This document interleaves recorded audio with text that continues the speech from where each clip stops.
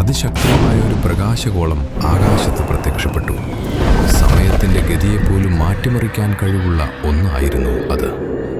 ആ അസാധാരണമായ ദിനം മാഞ്ഞുപോയത് അപ്രതീക്ഷിതമായ ഒരു നവമായ തുടക്കത്തിന് വഴി തുറന്നുകൊണ്ടാണ്.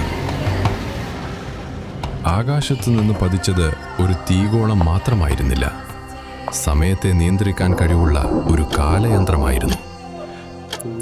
ആ കാലയന്ത്രം വെറുമൊരു സമയമാപിനിയായിരുന്നില്ല, മറിച്ച് പ്രകൃതിയുടെ ശക്തികൾക്ക് പോലും കീഴ്പ്പെടുത്താനാവാത്ത ഒരു അമാനുഷിക രഹസ്യം ഒളിഞ്ഞിരിക്കുന്ന ഒന്നായിരുന്നു.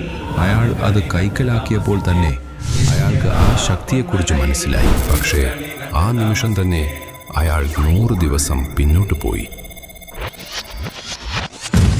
വർത്തമാനകാലത്തെ ശരീരത്തെ വിട്ട് അയാൾക്കിപ്പോൾ 2 ശരീരങ്ങളുണ്ട്.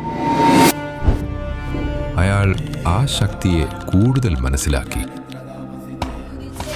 എന്നാൽ ആ ശക്തി പൂർണ്ണമായി ലഭിക്കാൻ അയാൾ വർത്തമാനകാലത്ത് ഉപേക്ഷിച്ചിട്ട് വന്ന അയാളുടെ സ്വന്തം ശരീരത്തെ തന്നെ കണ്ടെത്തി ഇല്ലാതാക്കണമായിരുന്നു.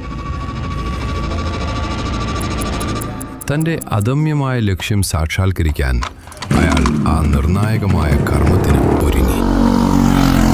അയാൾ തൻ്റെ വർത്തമാനകാലത്തെ അന്വേഷിച്ച് യാത്ര തുടങ്ങി. അവസാനം